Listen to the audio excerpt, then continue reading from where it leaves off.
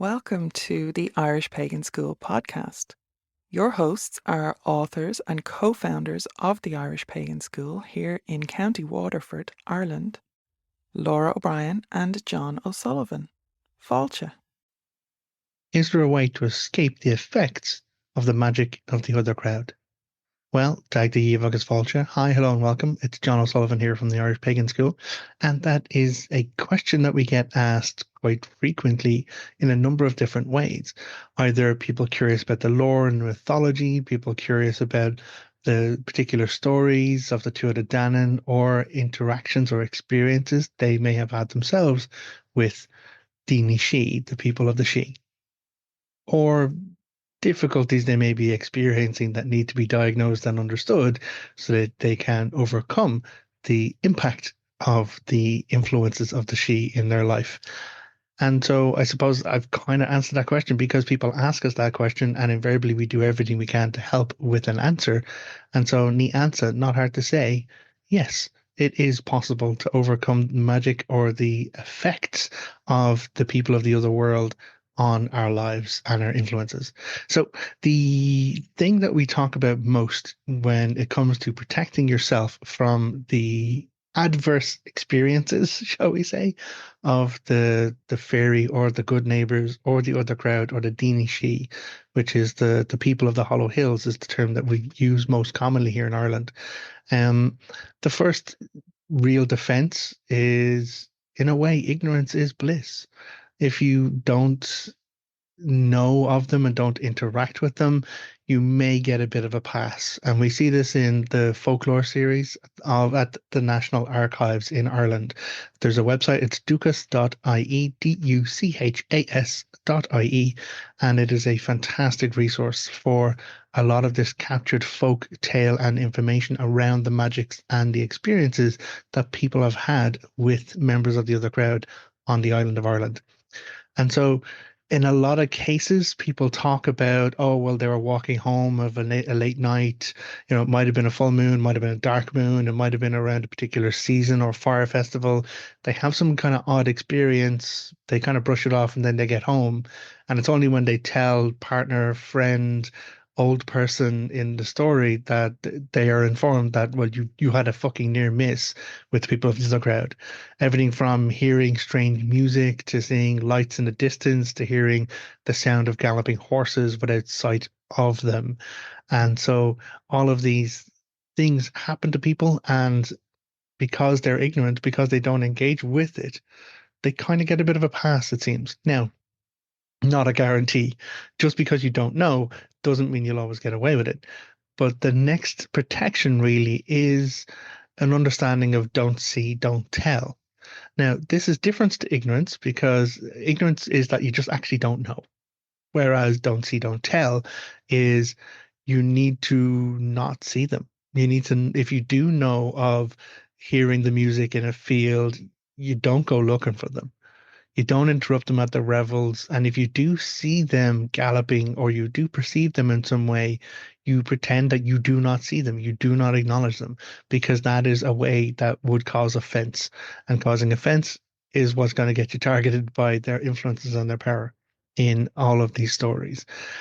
So a lot of stories, though, sometimes the magic isn't negative. There's stories of a guy walking down the road and he's a musician himself and he hears this music and he finds it fascinating and he sticks his head through a bush and he sees the other crowd at their revels. They're dancing, they're playing music, and they see him carrying his own uilleann pipes and they ask him to join in.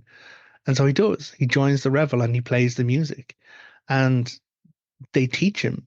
They teach him songs. They teach him some of their music. It's referred to as Ceol na Sidhe, as in the music of the Sidhe. And he goes home, and as he's leaving the party, he's like, "Thanks very much." Well, he doesn't say thank you because you don't offer thanks because that is an agreement that there was some form of exchange. But he's leaving the party, and they tell him, like, don't play that music for anyone else. That's our music. And so a couple of nights later, he's in the pub and like he's playing, and he does tell some people that he has heard Kjolnish, he's heard the music of the other crowd, and of course no one believes him. Everyone's like, "Yeah, fuck off, would you go on?" Like, yeah, yeah, good story. And so he decides to prove them wrong by playing the music. And it says in the story that the person who taught him that music appeared right then and there and whisked him away like smoke up the chimney. And so the person was taken for having broke the agreement around the use of the Kjolnish. And there are other stories about the music of the She, where someone is given a limited number of uses that they're allowed to kind of use it, and they become very famous for being able to perform this music.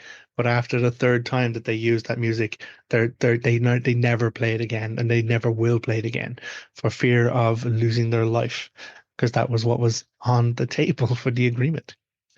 Um, Other ways to protect yourself from their influences is cleanliness and order. If you maintain regular routines of cleaning your places, cleaning your spaces, clearing off your altars, opening your windows, acknowledging the fire festivals for cleanliness, be it Imbolc, Samhain, at either end, or Lunasa and Bealtaine in between, these shifts of energies do involve rituals around firekeeping, home cleanliness, etc. But all of these structures of maintaining the order within your space helps protect you from the influences of the other crowd. We see this very famously in some of the oldest of stories, the Auction Nera, where Nera, a champion in the court of Maeve and Aliel during the Ulster cycle, has an experience traveling around with a dead man at Samhain. And a dead man is not able to enter homes where the wash water has been put out, where the fire has been laid down, where everything is clean and tidy. But when they come to a house where he can, where the place is unruly, it's unsightly, the wash water is left standing, the fire hasn't been cleaned properly, he's able to go in and he drinks from the waters, the standing water, and it says that he actually spits on the people in there and they die. So the story is quite horrific in its way in that interactions, but it's also a bit of a warning or a teaching tale, which is very common in all of Ireland's mythology and stories and tales. It is about telling you how to manage these things, how to navigate and deal with these experiences when you may not have a lot of skill with it yourself. And that leads us to the last form of protection, which is consult an expert. There are people in all the stories who are either have some arrangement, have some agreement with the other crowd, or some authority in regards to addressing them or speaking with them, and those individuals know how to cure elf-shocked cattle, for example, or how to undo curses or pishogues or harmings that have been placed against someone's wealth or prosperity or indeed health by the magic of the other crowd. So if you're interested in knowing more, all you got to do is take the class. Go to go to the Irish Pagan School, and I taught a class on fairy magic. So you'll find a link in the description down below. But once you have taken that class, we have a lot more classes on this about many areas from experts in our native Irish traditions. So until next time, look after yourself, take care, and remember, protect yourself from the other crowd because they're not always the nice and friendly Disney versions that we have been raised with. Until next time, Slán. Goodbye. If you enjoyed this podcast, please leave us a positive review in your podcast listener. Then head over to irishpaganschool.com and enroll in one of our free or paid courses. Slán go fóill, and we will see you next time.